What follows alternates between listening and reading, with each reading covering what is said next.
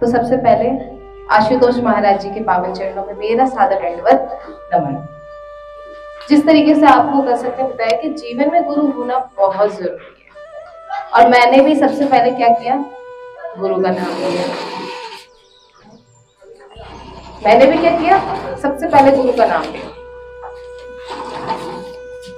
क्या कहा मैंने, आशुतोष महाराज जी के पावन चरणों में हम सभी का सादर दंडवत नमन। अब जिस तरीके से कसक ने बताया कि हमारे जीवन में भी गुरु होना बहुत जरूरी है, इस कहानी में भी कुछ ऐसा ही है जुस्से कि जीवन में गुरु होना क्यों जरूरी है और क्यों रहना चाहिए हमारे जीवन में गुरु। इस कहानी में भी हम एक समझेंगे, एक घटना है जो सबके साथ घटती है। हम जितने बैठे सब, मेरे साथ भी घटी, तुम्हारे साथ भी घट रही है, जितने बैठे। हमें सर बताते हैं कि सबके जीवन में गुरु आता है एक ना एक बार। गुरु, जैसे कसक ने बताया कि जीवन में गुरु होने से हमारे अंदर के जो विकार होते हैं वो खत्म हो जाते हैं और हम सही मार्ग पे चलते हैं। और हमारा मोटिव ही है ये भाई, 84 लाख योनियों के बाद हमारा जीवन मिला है। और क्यों मिला है, कि हम मुक्त हो जाए इस शरीर से भी, और ये जो जीवन मिला है हम उससे भी मुक्त हो जाए। यही तो कारण है ना जीवन मिलने का। क्यों नहीं फिर गाय कुत्ता भैंस हमें बनाना, क्योंकि हम ये सारी चीजें बनकर आ गए हैं इस संसार में, और इस संसार में हमारा यही कर्तव्य है कि हम अपने गुरु के समक्ष उनके चरणों में रहें। लेकिन सच्चा गुरु कौन? यहाँ पे अगर सर्च करोगे, अगर आप सब फोन चलाते हो, आप सर्च करोगे कि सबसे अच्छा गुरु कौन है, तो कितने सारे गुरु के नाम आ जाएंगे कि ये है, वो है, ये है। जैसे आप एक टॉपिक पे सर्च करते हो कि साइंस का कोई भी टॉपिक हो या कुछ भी, मैथ्स के सम्स हो, तो उसके लिए आपके पास बहुत सारे लोगों के आ जाते हैं कि ये भी मैथ्स समझाता है, वो भी करता है। लेकिन क्या सबके तुम सुनते हो? नहीं ना, किसी एक का ही देखते होगे या एक का ही खोलते होगे कि क्या है उसमें, और जो हमें सबसे ज्यादा इजी लगेगा हम वही देखते हैं, होता है ना। तो जीवन हमें इसीलिए मिला था और मिला है। ये नहीं कि इस जीवन में भी हम सारी चीजें कर्मकांड करके और इस जीवन को वेस्ट कर दे, खत्म कर दे। ये नहीं करना है हमें। तो एक कहानी से समझेंगे कि गुरु को देखकर चलो, चलना, गुरु को देखकर चलना। एक आश्रम था, उस आश्रम में आज भी है, वो आशुतोष महाराज जी का आश्रम है, जहां पर उनके शिष्य उनके साथ सेवा में रहते हैं। जैसे हम लोग कभी करते हैं, जैसे सन्नी रहते तो हम लोग, मैं, कसक और हम भी सेवा करते हैं, सेवा ही करते हैं। और कभी इसका वो नहीं रहता कि हमें इससे कुछ मिलेगा। और आप लोग भी करते हो, अपने घर में जाते हो तो सेवा ही करते हो ना माँ बाप की। खाना बनाना हो गया, कुछ भी छोटी छोटी काम कर लिया, वो सारी चीज सेवा ही होती है। तो आश्रम में बहुत से लोग थे जो मतलब सेवा में रहते थे। एक नया व्यक्ति उसमें जुड़ा, रमेश नाम का उनका। तो वो आश्रम में जुड़े उनसे, और वो भी देख देख के, क्योंकि फर्स्ट टाइम हम कहीं भी जाते हैं तो वो चीजें हमें अच्छी लगती है भाई, वो थोड़ा सा डिफरेंट है। हम किसी आश्रम में जाएंगे ना, उनका पहनावा, बोलना हमें अच्छा लगेगा, क्योंकि हम उस माहौल में नहीं है। तो रमेश को भी ऐसे ही हुआ, वो भी उधर आश्रम में गया। उसने देखा बहुत सब सेवा कर रहे हैं गुरु की, कोई कुछ कर रहा है, कोई कुछ कर रहा है। तो रमेश भी धीरे धीरे उसमें जुड़ने लगा लोगों को देख के। फिर उन लोगों से भी ज्यादा वो सेवा करने लगा। रमेश बहुत सेवा किया उसने, मतलब सेवा पथ पर उसने अपना पूरा योगदान दिया। तो सब लोग उसको क्या करने लगे, ये तो बहुत सेवा करता है, ये तो ऐसा है, ये तो वैसा है, मतलब इसकी जैसे सेवा कोई नहीं करता। तो एक बार आश्रम में क्या हुआ कि जो एक होता है ना, एक गुट होता है कि इस ग्रुप में, मतलब ये एक गुट है जो मतलब सभी सेवा करते हैं। उस ग्रुप में एक एक बीमारी लगती है, कैंसर की बीमारी। तो ये बात पता चली गुरु को कि सेवा सभी बहुत, क्योंकि गुरु को सब पता होता है कि किसने सेवा की, किसने क्या किया, सारी चीज ऑल टोटल। हम सोचते हैं कि हम उनसे कुछ छुपा रहे हैं, ऐसा कुछ नहीं। उनको हमारी एक एक चीज पता होती है। तो एक दिन आश्रम में एक व्यक्ति को बीमारी हो गई थी, वो भी कैंसर की। अब वो ये सोच रहा है कि गुरु की सेवा करने के बाद तो ये बीमार क्यों पड़ा। हमने सुना है कि हम भगवान को पूजा करेंगे, हम मतलब भगवान की आरती करेंगे, सब करेंगे तो हम बीमार नहीं पड़ेंगे, हम खुश रहेंगे, हमारे जीवन भी खुश रहेगा, है ना। ऐसे तो सोचते हैं, मतलब लालच तो रहता ही है ना। मतलब जो भी पूजा करेगा तो उसके अंदर लालच रहती है कि मैं पूजा कर रही हूँ तो इसका मतलब कुछ तो मुझे मिलेगा। जैसे आप अभी देखना, अक्सर ज्यादातर कोई भगवान को मानता नहीं है, ठीक है, लेकिन जब पेपर आ जाते हैं सबके माथे पे देखना तिलक लगी रहेगी। अधिकतर बच्चे तिलक लगा कर आते हैं, उसी दिन पूजा करेंगे, उसके बाद नहीं करेंगे। भाई क्यों? उससे पहले क्यों नहीं करते?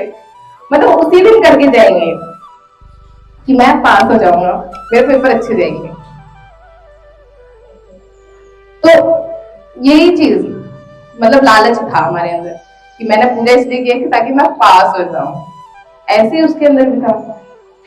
उसने देखा कि गुरु की वो भी सेवा करता है, लेकिन वो बीमार कैसे पड़ गया, और वो भी ऐसी बीमारी, कैंसर, जो फैलता भी है। कैंसर तो ऐसी बीमारी है, लोग उससे भागने लगे, घृणा करने लगे। रमेश के अंदर भी ऐसा थी घृणा। जो गुरु के पथ में होता है उसके जीवन में तो ऐसा आने ही नहीं चाहिए। गुरु ने बोला दिन दिन, उसने बोला रात रात, मान लेना है। मतलब उन्होंने कहा कि दिन है तो दिन है, जबकि वो रात हो रहा है। अपने अंदर वो भी नहीं आना चाहिए कि यार रात है, सर कैसे गुरु कह रहे हैं कि दिन है। नहीं, वो भी नहीं आना चाहिए। धीरे धीरे रमेश का मन उठने लगा, हटने लगा। मतलब धीरे धीरे उसने वो सारे काम छोड़ने लगा जो काम करता था। लोगों से बोलते थे ये सबसे ज्यादा सेवा करता है। धीरे धीरे वो सारी चीजें उसने छोड़ दी, और एक दिन वो उस आश्रम से भी छोड़ दिया। उसने उस आश्रम में जाना भी छोड़ दिया, उससे ताल्लुक छोड़ दिया, बिल्कुल हर चीज छोड़ दी उसने। फिर आश्रम के लोग भी उसको कॉल करते तो वो फोन नहीं उठाता। उसे लगता था गुरु के वजह से ही है सब, उसकी सेवा करने की वजह से ऐसा फल मिला उसको। लेकिन गुरु भी दिमागदार है भाई, जो गुरु के पथ पे चल रहा है उसको निहार के तो देखेंगे उस लायक है कि नहीं है। अगर गुरु अपने शिष्य को कुछ बता रहा है, कुछ जो उसके लिए है और उससे वो परम के पास पहुंच सकता है, तो वो तभी बताएगा जब वो उस लायक होगा। ब्रह्म ज्ञान सबको दे दिया जाता है। आश्रम में, आशुतोष महाराज जी के आश्रम में सबको ब्रह्म ज्ञान दे दिया जाता है, लेकिन उस ब्रह्म ज्ञान की ज्योति हर कोई तो नहीं जान सकता ना। जो ध्यान करेगा, जो साधना करेगा, वही तो जानेगा कि हाँ ये था जो वो इस ज्ञान में बताए हमें, और यही है। तो उसके रमेश ने छोड़ दिया। उस आश्रम को छोड़ने के बाद तो एक बार क्या हुआ, गुरु जी ने उसको बुलाया भी था। जब वो आश्रम में था, काम कर रहा था, उस समय उसको एक बार बुलाया।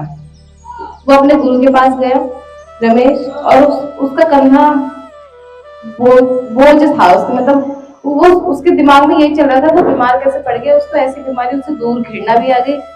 अब गुरु के पास गया, वो बैठा रहा, वो गुरु भी मौन बैठे रहे, कुछ नहीं बोला उन्होंने भी। लेकिन गुरु तो सब जानता, सब पहचानता कि वो क्या कहना चाह रहा था, पर उसने कुछ नहीं बोला। बस गुरु ने एक बार बोला कि मेरे को देख के तू चल बस, और कुछ नहीं करना। लेकिन उसने उसको भी नहीं जाना, वो क्या कहना चाह रहे थे वो भी नहीं समझा। जब इंसान का दिमाग कुछ ज्यादा ही ऊपर चलने लगता है ना, तो वो सारी चीजें नहीं देखता। हम चाहे कुछ भी बोल दें कि तुम मतलब सही हो, ये ठीक है, गुरु चाहे कुछ भी बोल दे, लेकिन दिमाग में जो बिठा रहता है ना, हमारे सबकॉन्शियस माइंड में, कहते हैं ना अवचेत सबकॉन्शियस माइंड में जो हमने बिठा रखा है वो हमारे माइंड से नहीं हटता। अब वो वहां से निकला, गुरु के वहां से निकला, आश्रम से। उसके बाद वो चला गया। फिर एक बार होता है क्या कि आश्रम में सारे जितने भी आश्रम में जो सेवा करते थे वो गुरु के पास आए। तो बहुत समय बाद ऐसा हुआ कि बहुत समय बाद सभी लोग गुरु के पास गए, और जो सारे लोग थे, जहां रमेश रहता था वहीं के थे सारे लोग। तो बातों ही बातों में गुरु ने पूछा कि रमेश का क्या हाल है। तो गुरु ने बोला कि रमेश अब कहाँ है। तो वहीं के लोगों ने बताया कि रमेश तो अब आता ही नहीं है, वो तो उसने तो आश्रम छोड़ दिया कब की। अब तो रमेश है ही नहीं, मतलब वो अब तो आश्रम में भी नहीं आता, और हम फोन करते वो भी नहीं सुनता। तो गुरु ने बोला ठीक है, लेकिन उनके अंदर एक चीज चल रही थी कि ये सब मैं तो इसलिए घट रहा था, मैं देखना चाहता था कि मेरा जो शिष्य है वो कठोर है कि नहीं है। अगर हम कहते हैं कि ना नॉर्मल परिस्थिति रहती है तो हम सोचते हैं कि सब सही चल रहा है, लेकिन जब परिस्थिति बदलती है तब अपने आप को देखना चाहिए कि हम सही चल रहे हैं कि नहीं। परिस्थिति कुछ भी हो सकती है। उसके जीवन में यही देखना चाह रहे थे, अगर उसको थोड़ा सा दुख देते हैं या कष्ट देते हैं तो क्या वो सेवा करता रहेगा यूं ही जैसे अभी कर रहा है, ये नहीं। तो गुरु के मन में ही चल रहा था। फिर सारे चले गए वहां से। फिर कई समय बाद क्या हुआ कि जो उनके साथ सेवा कर रहा था, जो भाई